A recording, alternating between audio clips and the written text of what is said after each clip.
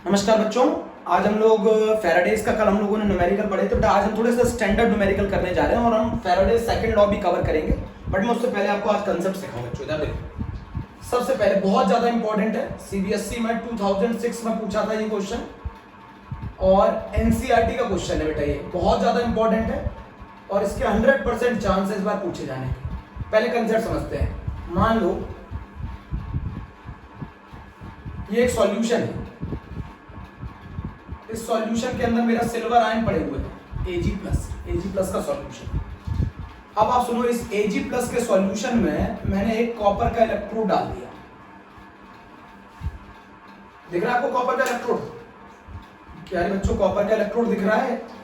ये मैंने कॉपर का इलेक्ट्रोड डिप कर दिया। अब सिल्वर आयन की ज्यादा टेंडेंसी होती है क्या करने की, इलेक्ट्रॉन गेन करने की। बोलो बच्चों, देखो इधर सीबीएसई 2006 एनसीईआरटी में क्वेश्चन है। मैंने क्या किया, ये कॉपर का इलेक्ट्रोड लिया और इस सॉल्यूशन है किसका, सिल्वर आयन का। अब सिल्वर आयन क्या करेंगे, इलेक्ट्रॉन गेन करेंगे। Ag+ + 1 electron changes into Ag। ये इक्वेशन हो गई कहां की, कैथोड की। तो सिल्वर इस पर, इस इलेक्ट्रोड पर क्या हो जाएगा बच्चों, डिपॉजिट हो जाएगा। इसको कहते हैं इलेक्ट्रोप्लेटिंग। इसको क्या कहते हैं बच्चों मेरे, इलेक्ट्रोप्लेटिंग कहते हैं इसको। मेरे प्यारे बच्चों, इसको क्या कहते हैं, इलेक्ट्रोप्लेटिंग कहते हैं।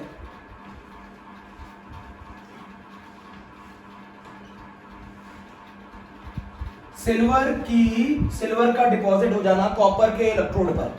भाई आपने क्या किया, कॉपर का इलेक्ट्रोड लिया, कॉपर के इलेक्ट्रोड पर सिल्वर का सॉल्यूशन है सिल्वर आयन का। सिल्वर आयन क्या करेंगे, इलेक्ट्रॉन गेन करेंगे, Ag में कन्वर्ट हो जाएंगे कैथोड पर और ये इसके ऊपर डिपॉजिट हो जाएंगे। अब वो जो सिल्वर जब इस पर डिपॉजिट होगा, बच्चों समझ में आया, सिल्वर डिपॉजिट हो जाएगा। बच्चों समझ में आया, सिल्वर की, इसको कहते हैं इलेक्ट्रोप्लेटिंग। एक मेटल की लेयर दूसरे मेटल के सरफेस पर अगर हम चढ़ा दें तो उसको कहते हैं इलेक्ट्रोप्लेटिंग। तो बताओ मैंने यहाँ किसकी लेयर चढ़ा दी, मैंने इसके ऊपर सिल्वर की लेयर चढ़ा दी है। किसके ऊपर, कॉपर के ऊपर। इलेक्ट्रोप्लेटिंग नहीं पढ़ते कि सिल्वर के मेटल के ऊपर गोल्ड की परत चढ़ा दो, है ना, कॉपर के मेटल के ऊपर सिल्वर की परत चढ़ा दो, तो उसको क्या कहते हैं, इलेक्ट्रोप्लेटिंग कहते हैं। तो मैंने यहाँ क्या कर दिया, इलेक्ट्रोप्लेटिंग कर दिया। मैंने कॉपर के सरफेस पर सिल्वर की लेयर चढ़ा दी, सिल्वर की लेयर, इसको इलेक्ट्रोप्लेटिंग कहते हैं। अब वो लेयर की हमसे क्या क्वेश्चन पूछ रहा है, कंसेप्ट समझो, कंसेप्ट पूछ रहा है वो हमसे, थिकनेस पूछ रहा है। क्या पूछ रहा है, थिकनेस पूछ रहा है, थिकनेस पूछ रहा है। मैं कंसेप्ट बता दूं पहले, वो हमसे थिकनेस पूछ रहा है, फिर क्वेश्चन समझेंगे। थिकनेस पूछ रहा है बेटा, थिकनेस अगर बहुत कम है तो डायमेंशन चेंज नहीं होगी। बेटा अगर थिकनेस बहुत ज्यादा होती है तो लेंथ ब्रेथ हाइट 3 होती है ना, तो लेंथ ब्रेथ और हाइट डायमेंशन चेंज हो जाएगी। अगर थिकनेस ज्यादा होगी तो बाकी डायमेंशन, लेंथ भी बढ़ जाएगी, है ना, ब्रेथ भी बढ़ जाएगी। अगर थिकनेस ज्यादा होगी, बेटा अगर थिकनेस कम होगी, अगर थिकनेस कम होगी तो डायमेंशन चेंज नहीं करेगी। अगर थिकनेस कम होगी तो डायमेंशन चेंज नहीं होगी। अगर थिकनेस कम होगी तो डायमेंशन चेंज नहीं होगी। मेरी बात समझो यहां पर, अगर थिकनेस कम होगी तो डायमेंशन चेंज नहीं होगी। अगर थिकनेस ज्यादा होती तो बेटा लेंथ पे भी फर्क पड़ता, ब्रेथ पे भी फर्क पड़ता। बट हमने ये अज्यूम किया थिकनेस बहुत कम होती है तो लेंथ और ब्रेथ पर कोई फर्क नहीं पड़ता, मतलब डायमेंशन चेंज नहीं होती। मेरी बात समझ गए? अगर मैं इसके ऊपर, इस कॉपर की रॉड के ऊपर अगर मैं सिल्वर की इलेक्ट्रोप्लेटिंग कर दूं तो उससे थिकनेस, अगर वो थिकनेस इलेक्ट्रोप्लेटिंग जो लेयर चढ़ाई अगर उसकी थिकनेस कम होगी तो उस रॉड की डायमेंशंस पर फर्क नहीं पड़ेगा, वरना डायमेंशन पे भी फर्क पड़ेगा।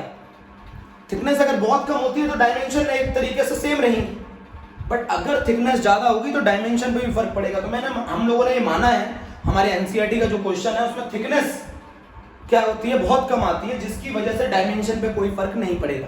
बेटा हम इलेक्ट्रोप्लेटिंग का कंसेप्ट ले रहे हैं। हमने एक कॉपर की रॉड ली जिसको हमने कैथोड बनाया, सिल्वर आयन का सॉल्यूशन लिया। तो सिल्वर आयन ने क्या किया, इलेक्ट्रॉन गेन किया, किसमें डिपॉजिट हो गए, सिल्वर के फॉर्म में डिपॉजिट हो गए कॉपर के सरफेस पे। तो कॉपर के ऊपर सिल्वर की लेयर, उसको कहते हैं इलेक्ट्रोप्लेटिंग। अब वो हमसे पूछ रहा है जो सिल्वर की लेयर उसके ऊपर लगी है उसकी थिकनेस कितनी होगी। क्वेश्चन समझो, थिकनेस कितनी होगी। इलेक्ट्रोप्लेटिंग का कंसेप्ट है, कॉपर की रॉड ली, सिल्वर आयन का सॉल्यूशन लिया, सिल्वर आयन क्या करेंगे, गेन करेंगे, इलेक्ट्रॉन कन्वर्ट होंगे Ag में, सिल्वर की लेयर आ जाएगी इस कॉपर के सरफेस पे, इसको कहते हैं इलेक्ट्रोप्लेटिंग। कंसेप्ट पूछ रहा है थिकनेस कितनी होगी, कम होगी तो डायमेंशन चेंज नहीं होगी। मेरी बात सुन ली यहां तक? बोलो बच्चों, मेरी बात सुन ली? मेरी क्लियर बात सुन ली? बोलो जल्दी बोलो।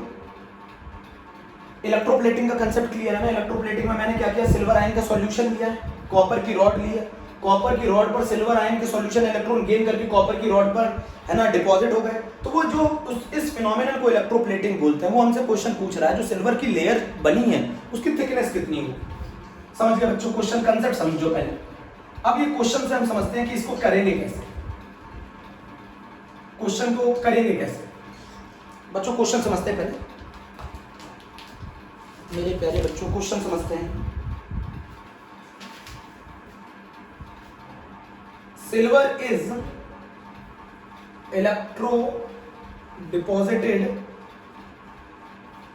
Silver is electro deposited on a metallic vessel. On a metallic vessel of total surface area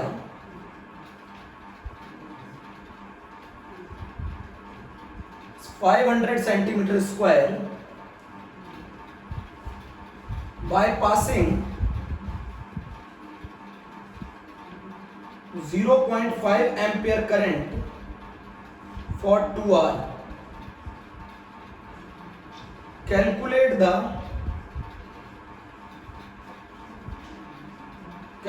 the thickness of silver deposited.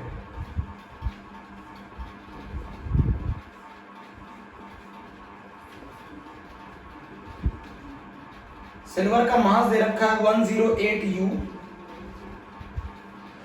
Density of silver दे रखी है 10.5 ग्राम पर सेंटीमीटर क्यूब।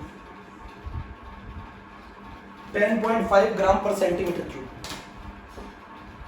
बच्चों पहले आप क्वेश्चन को समझ जाओ, मैं बोल रहा हूं अगर मैं 0.5 एम्पियर करंट 2 घंटे के लिए फ्लो कर रहा हूं, 0.5 एम्पियर करंट 2 घंटे के लिए फ्लो कराता हूं, और जो टोटल सरफेस एरिया है जिस सिल्वर जिस पर इलेक्ट्रो डिपॉजिटेड हुआ है उस मेटेलिक वेसल पर, उसका total surface area 500 centimetre square है, तो मुझे बताओ कितनी थिकनेस ऑफ सिल्वर क्या करेगी, डिपॉजिट होगी। क्वेश्चन समझ लीजिए, बहुत अच्छा क्वेश्चन है कि Ag is electro deposited on a metallic vessel of total surface area 500 centimetre. Ag जो है वो एक मेटेलिक वेसल पर डिपॉजिट हुआ है जिसका total surface area 500 centimetre square है।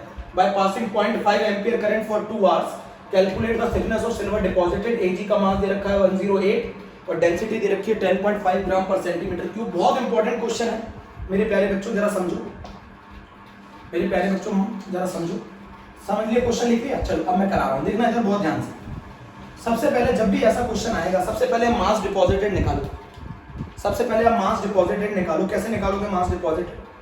मोल्स बराबर बेटा I into T upon valency factor into 96500। बोलो बच्चों, I into T upon valency factor into 96500। अच्छा ये बताओ सिल्वर इलेक्ट्रो डिपॉजिटेड हुआ है तो इसके लिए वैलेंसी फैक्टर कितना होगा? इसके लिए वैलेंसी फैक्टर होगा बच्चों 1। इसके लिए वैलेंसी फैक्टर होगा 1। सिल्वर डिपॉजिट हुआ तो इसके लिए वैलेंसी फैक्टर कितना होगा? 1 होगा। I into T upon valency factor into 96500। बोलो वैलेंसी फैक्टर कितना हुआ है? 1। अब जरा बताओ मोल्स कितने होंगे? मोल्स बराबर हो गया I की वैल्यू 0.5 एम्पियर करंट 2 आवर के लिए 2 into 60 upon valency factor 1 into 96500। Moles की जगह रख दूं wait upon molar mass. Molar mass कितना होता है सिल्वर का? 108। 0.5 इंटू 2 इंटू 60 अपॉन 1 इंटू 96500। तो बताओ कितना सिल्वर डिपॉजिट हुआ? वेट ऑफ सिल्वर डिपॉजिटेड कितना हुआ? सिल्वर का वेट डिपॉजिट, तो आंसर आएगा 0.402 ग्राम। मैं एक बार चेक कर लेता हूँ। 4.02 ग्राम, सॉरी 4.02 ग्राम। आप कैलकुलेशन करिएगा बच्चों, है ना? बताओ मैंने क्या किया, मैंने पहले मोल्स निकाले और मोल से वेट निकाला कितना सिल्वर का डिपॉजिट हुआ। मालूम चल गया आपको कितना सिल्वर का वेट डिपॉजिट हुआ? कैसे निकाला बच्चों? फॉर्मूला लगाया, mole is equals to I into T valency factor into 96500। Moles बराबर 0.5 into 2 into 60 1 upon 96500। Weight upon molar mass. Molar mass कितना था सिल्वर का? 108। मैंने वेट ऑफ सिल्वर डिपॉजिटेड निकाल दिया 4.02। अच्छा ये बताओ हम लोग वॉल्यूम इन सेंटीमीटर क्यूब निकाल सकते हैं। वॉल्यूम कैसे निकलेगा बताओ? Mass deposited upon density upon density. Mass deposited कितना है बोलो? मास डिपॉजिटेड है बेटा 4.02, डेंसिटी कितनी है 10.5, इससे आएगा वॉल्यूम 0.384 सेंटीमीटर क्यूब। वॉल्यूम आ गया बेटा। मैंने सबसे पहले मास सिल्वर डिपॉजिटेड निकाला, मास की मदद से मैंने वॉल्यूम निकाला कि कितना वॉल्यूम होगा उस मेटेलिक वेसल का 0.384 सेंटीमीटर क्यूब। बोलो मैंने वॉल्यूम निकाल लिया 0.384 सेंटीमीटर क्यूब। अब वॉल्यूम निकालने के बाद वो हमसे क्वेश्चन क्या पूछ रहा है, वॉल्यूम बराबर होता है एरिया इनटू थिकनेस। वॉल्यूम बराबर होता है एरिया इनटू थिकनेस। तो वॉल्यूम कितना आ गया बेटा 0.384, एरिया कितना है 500 इनटू थिकनेस। तो थिकनेस कितनी आ जाएगी मुझे जरा बताओ? थिकनेस आ जाएगी 0.384 डिवाइडेड बाय 500।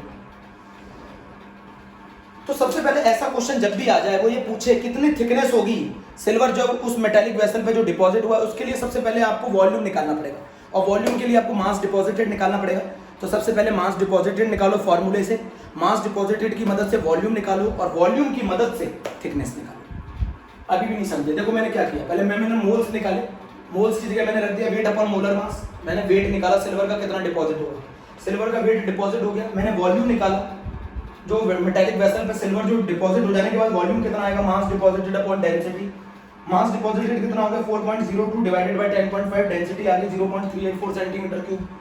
वॉल्यूम बराबर क्या होगा area into thickness, 0.384 is equal to 500 into thickness. तो थिकनेस आ गई 0.384 इनटू 500 सेंटीमीटर। मेरी बात समझे? Moles is equal to I into D, valency factor into 96500 moles is equal to, मैंने निकाला पूरा 100।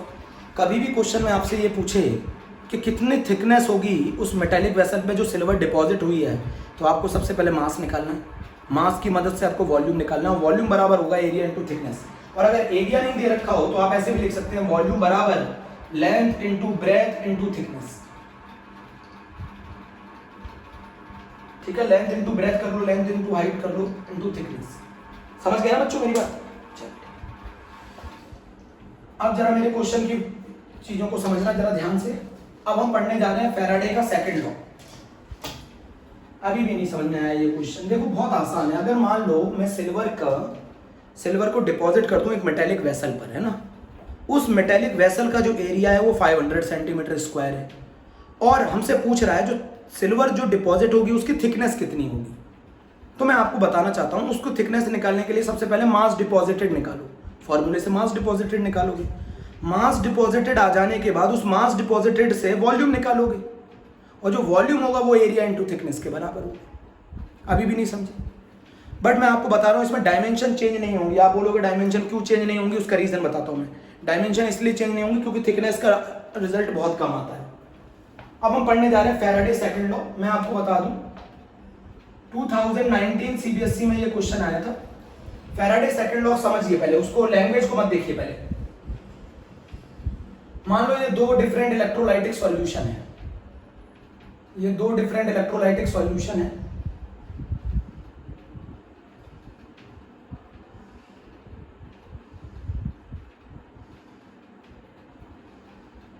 ये दो डिफरेंट इलेक्ट्रोलाइटिक सॉल्यूशन है जिनको हमने कनेक्ट कर दिया है सीरीज में, जिनको बच्चों हमने कनेक्ट कर दिया है सीरीज में। ये सॉल्यूशन है एक्वस कॉपर सल्फेट का, मेरे कंसेप्ट को समझना, और ये सॉल्यूशन है सिल्वर नाइट्रेट का।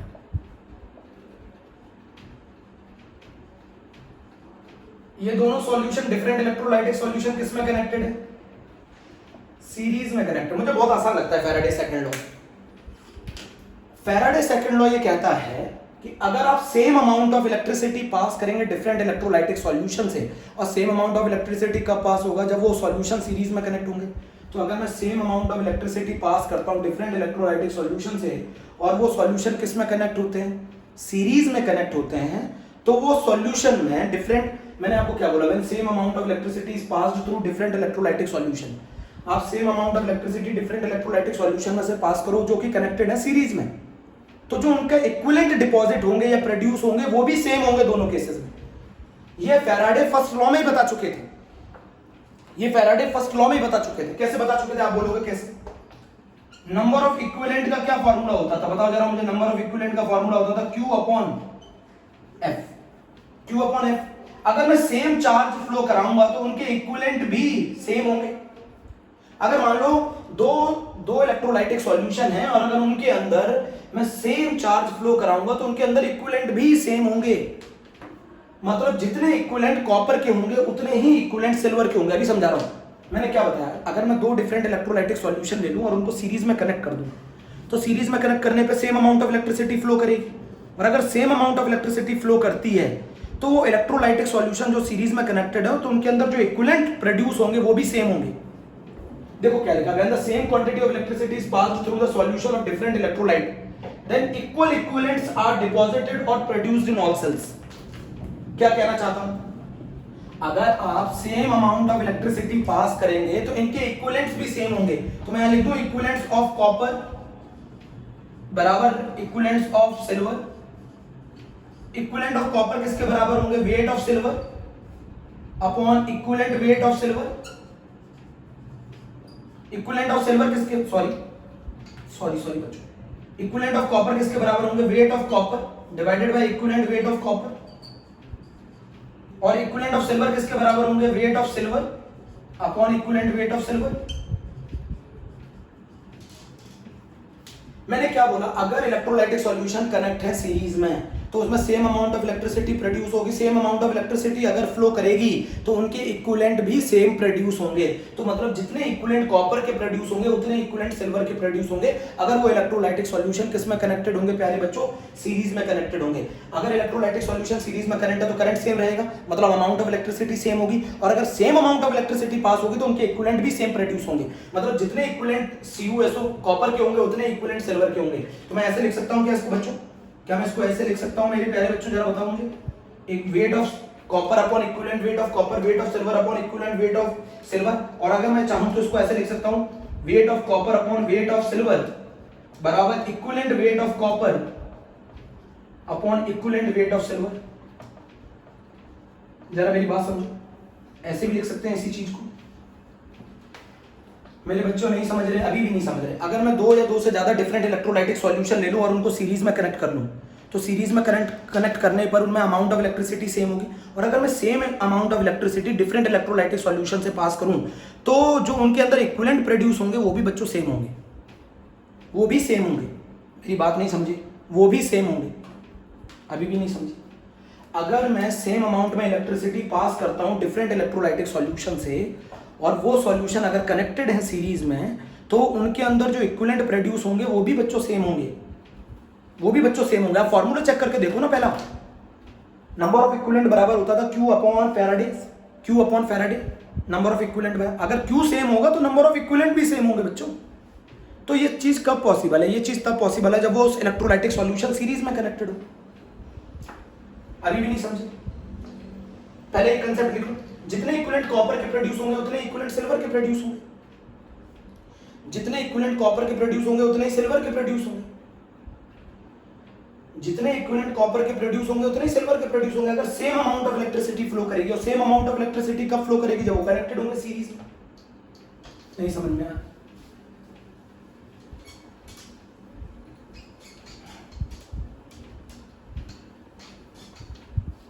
अगर मान लो, एक चीज मानो, मेरी बहुत अच्छे से मानना ध्यान से।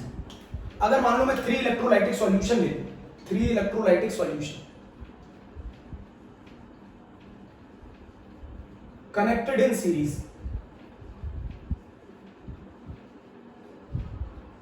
एक इलेक्ट्रोलाइटिक सॉल्यूशन है A, एक इलेक्ट्रोलाइटिक सॉल्यूशन है B,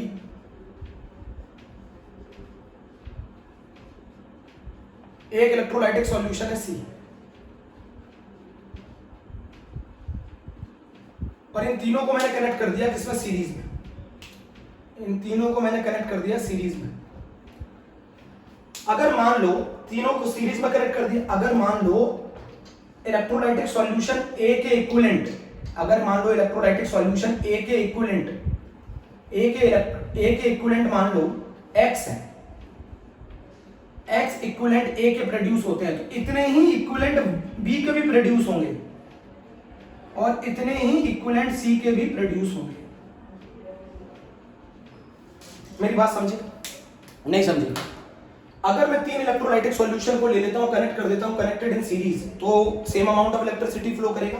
और अगर same amount of electricity flow करता है तो उनके इक्विवेलेंट भी सेम होंगे। तो मान लो अगर इलेक्ट्रोलाइटिक सॉल्यूशन ए में इक्विवेलेंट x जनरेट हुए हैं तो बी में भी x जनरेट होंगे और सी में भी x जनरेट होंगे। ये शर्त तभी है जब ये तीनों किस में कनेक्टेड हो प्यारे बच्चों? सीरीज में। प्यारे बच्चों जब ये तीनों किस में कनेक्टेड होंगे? सीरीज में, तभी ये शर्त पॉसिबल है, तभी ये पॉसिबल है। अगर मैं 3 different electrolytic solution are connected in series and when the same amount of electricity is passed through it, then the equivalent produced or equivalent deposited are also same। मेरी बात नहीं समझे? अगर मैं 3 इलेक्ट्रोलाइटिक सॉल्यूशन को सीरीज में connect कर देता हूं और उसमें से मैं सेम अमाउंट ऑफ इलेक्ट्रिसिटी पास करता हूं तो उनके अंदर जो इक्विवेलेंट प्रोड्यूस होंगे वो भी बच्चों क्या होंगे? सेम होंगे। नोट कर लो बच्चों इस बात को, बच्चों नोट कर लो। बच्चों मैं क्वेश्चन करा रहा हूं सीबीएसई बोर्ड 2019 का। फॉर्मूला लिख लिया, या फिर हम इस चीज को ऐसे भी बोल सकते हैं। देखो मैंने एक चीज और बोली, मैं अभी समझा दूं। मैंने क्या बोला? अगर हम 3 डिफरेंट इलेक्ट्रोलाइटिक सॉल्यूशन को सीरीज में कनेक्ट करते हैं, सीरीज में कनेक्ट करने पे same amount of electricity flow करती है तो उनके इक्विवेलेंट भी सेम होंगे। या फिर हम ऐसे भी कह सकते हैं जो मास डिपॉजिटेड होगा वो उनके इक्विवेलेंट वेट के प्रोपोर्शनल होगा। हम ऐसे भी बोल सकते हैं, ये वाली बात यही तो है, जो मास डिपॉजिट होगा वो उनके इक्विवेलेंट वेट के बराबर होगा। मेरी बात नहीं समझी? Mass deposited is proportional to the equivalent wait.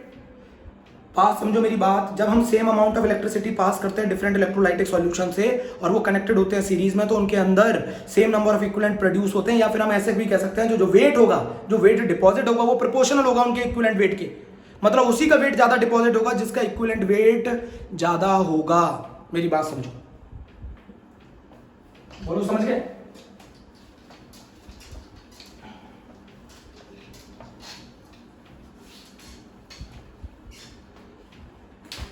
नहीं समझ पाए? फिर से समझाऊं? चलो अभी समझा रहा हूं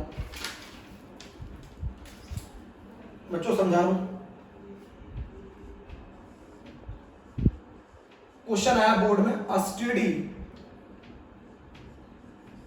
study current of 2 ampere was passed through 2 electrolytic solution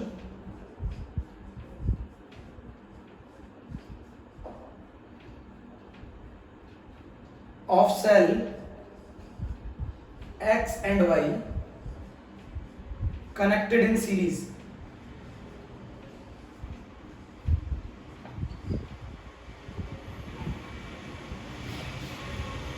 containing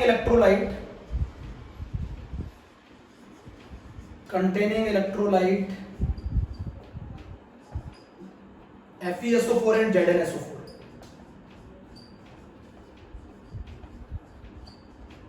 until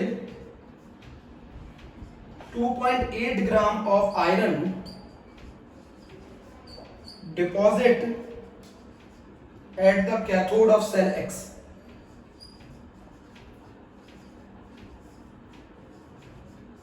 Until 2.8 gram of iron is deposited at the cathode of cell X. पहला क्वेश्चन पूछ रहा है, how long did the current flow? कितनी देर तक ये करंट फ्लो कराना पड़ेगा? और calculate the mass of zinc deposited at the cathode of cell Y.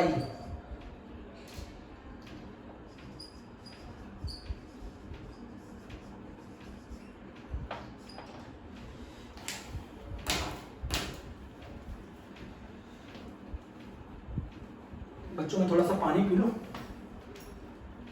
Question आसान है, जरा हम लोग समझने की कोशिश करते हैं, फिर आप लोगों को आना चाहिए जरा।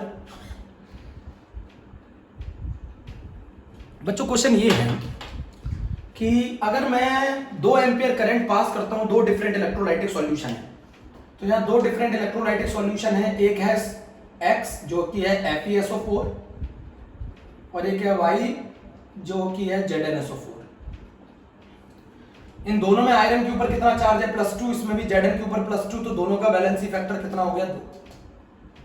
मैंने बताया था जितना चार्ज होगा मेटल आयन के ऊपर उतना उसका वैलेंसी फैक्टर होता है। मैं आयरन की बात कर रहे हैं यहाँ पर, और किसकी बात कर रहे हैं, जिंक की। वो ये बोल रहा है कि 2.8 ग्राम आयरन डिपॉजिटेड होता है at the cathode of cell.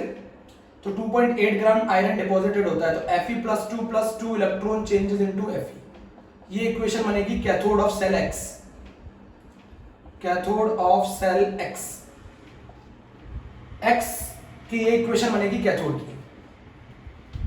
और कैथोड ऑफ सेल Y की इक्वेशन क्या बनेगी, कैथोड ऑफ सेल Y की इक्वेशन क्या बनेगी, Zn+2 electron changes into Zn। पहले तो अब ये लिख लीजिए दोनों के वैलेंसी फैक्टर 2 2 हैं। कह रहा है अगर हम 2 एम्पियर का करंट 2 इलेक्ट्रोलाइटिक सॉल्यूशन से फ्लो कराते हैं, X और Y connected in series contain electrolyte FeSO4 and ZnSO4 until 2.8 gram of iron deposited at the cathode of cell X। जब तक 2.8 ग्राम आयरन डिपॉजिट ना हो जाए कैथोड ऑफ सेल X, तो बताओ कितनी देर तक के लिए करंट फ्लो कराना पड़ेगा। आसान क्वेश्चन है, पहला वाला पार्ट बहुत आसान है। करूं बच्चों, इतना लिख लिया आपने? पहला वाला पार्ट कर रहा हूं बच्चों, मैं पहला वाला पार्ट कर रहा हूं, आप जरा समझना, बहुत आसान है। कितना आयरन डिपॉजिट, अगर मुझे 2.8 ग्राम आयरन को डिपॉजिट करना है तो बताओ मुझे 2 एम्पियर करंट कितनी देर के लिए फ्लो कराना पड़ेगा। तो मोल्स बराबर क्या फॉर्मूला होता है, I into T upon valency factor into 96500। Moles बराबर क्या होता है, weight upon molar mass is equals to I into T upon valency factor into 96500। Weight कितना दे रखा है 2.8, आयरन का मोलर मास कितना होता है 56, करंट कितना दे रखा है 2 एम्पियर, टाइम निकालना है, वैलेंसी फैक्टर 2 इंटू 96500। 2 से 2 कैंसिल, 1/8, ये 20 कैंसिल, ये 0 कैंसिल, आंसर आ गया टाइम बराबर 4825 सेकंड्स। आप चेक कर लीजिएगा 4825 सेकंड। हमें 4825 सेकंड्स के लिए हमें क्या करना पड़ेगा, करंट को फ्लो कराना पड़ेगा। कितने सेकंड्स के लिए, अगर मैं 4825 सेकंड्स के लिए 2 एम्पियर करंट फ्लो कराऊंगा तो मेरा बताओ कितना आयरन डिपॉजिट होगा। मेरा जो आयरन डिपॉजिट होगा, यहां पे लिख लें wait of iron upon molar mass of iron, wait of iron upon molar mass of iron, तो 2.8 डिवाइडेड बाय 56, ये आ गया पहला क्वेश्चन। पहले क्वेश्चन का आंसर आ गया, how long did the current flow. अब क्वेश्चन पूछ रहा है, दूसरा पार्ट पूछ रहा है, कर लिया ना पहला पार्ट कर लिया। अब क्वेश्चन क्या पूछ रहा है, क्वेश्चन पूछ रहा है बताइए कितना मास जिंक का डिपॉजिट होगा कैथोड ऑफ सेल बी। तो मैंने आपको तरीका सिखाया था कि अगर वो सीरीज में कनेक्ट होंगे तो number of equivalent of iron बराबर number of equivalent of zinc. आप बोलेंगे नहीं, number of equivalent of iron बराबर number of equivalent of zinc, इसका मतलब weight of iron upon equivalent weight of iron, equivalent weight of iron बराबर weight of zinc divided by equivalent weight of zinc. Weight of iron कितना दे रखा था 2.8, equivalent weight कितना होगा iron का इक्विवेलेंट वेट कितना होगा, molar mass divided by charge. याद है आप लोगों को formula, molar mass divided by valency factor equivalent weight के बराबर होता है। वेट ऑफ जिंक आपको निकालना है, इक्विवेलेंट वेट ऑफ जिंक कितना होगा 65.4 डिवाइडेड बाय 2। जिंक का मोलर मास होता है 65.4 डिवाइडेड बाय 2, 2 से 2 कैंसिल, तो यहां वेट ऑफ जिंक जो आ गया, वेट ऑफ जिंक यहां जो आएगा वो बच्चों आएगा, मैं आपको वैल्यू बता देता हूं आंसर की। वेट ऑफ जिंक जो आएगा वो आएगा 3.265 ग्राम। बच्चों ये क्वेश्चन आया था, बहुत ही आसान क्वेश्चन था। जब अगर आप इनको सीरीज में कनेक्ट कराते हो, same amount of electricity flow कराते हैं, तो जितने इक्विवेलेंट आयरन के डिपॉजिट होंगे उतने इक्विवेलेंट जिंक के डिपॉजिट होंगे। आयरन के इक्विवेलेंट किसके बराबर होंगे, wait of iron upon equivalent weight of iron. Number of equivalent zinc के किसके बराबर होंगे, wait of zinc upon equivalent weight of zinc. 2.8 divided by 56/2, equivalent weight कितना होता है, molar mass divided by valency factor. Iron का valency factor 2 है, 56 divided by 2। Zinc का वैलेंसी फैक्टर 2 है, 65.4 divided by 2। Weight of zinc 3.265। और ये question आया था बेटा सीबीएसई में 2019 में। ये एनसीईआरटी का क्वेश्चन नहीं है, अपनी तरफ से बना के पूछा गया क्वेश्चन है, आसान क्वेश्चन था। मैं फिर से बता दूं, 2 एम्पियर करंट अगर मैं 2 इलेक्ट्रोलाइटिक सॉल्यूशन X और Y में से पास करता हूं, जो कि X जो है वो FeSO4 का इलेक्ट्रोलाइटिक सॉल्यूशन और Y जो है वो ZnSO4 का इलेक्ट्रोलाइटिक सॉल्यूशन है, तो 2.8 ग्राम आयरन डिपॉजिटेड होता है of the cathode of cell X। तो बताओ मुझे 2 एम्पियर करंट कितने टाइम के लिए फ्लो कराना होगा। तो मैंने फर्स्ट लॉ लगाकर उसका टाइम निकाल लिया। सेकंड क्वेश्चन उन्होंने हमसे ये पूछा है सेकंड क्वेश्चन हमसे उन्होंने ये पूछा है कि अगर मान लीजिए बताइए जिंक कितना डिपॉजिट होगा कैथोड पे, तो जितने इक्विवेलेंट आयरन के डिपॉजिट होंगे उतने इक्विवेलेंट जिंक के डिपॉजिट होंगे कैथोड ऑफ सेल वाई। तो इक्विवेलेंट दोनों के बराबर होंगे, तो मैंने इक्विवेलेंट को ओपन कर लिया, weight upon equivalent weight, weight of zinc upon equivalent weight of zinc 2.8 56 upon 2 weight of zinc is equals to 65.4 divided by 2 weight of zinc आ गया 3.265 ग्राम। बच्चों यहां तक कर लीजिए, ये मैंने आपको अब कुछ क्वेश्चन कराए बच्चों, नोट कर लीजिए।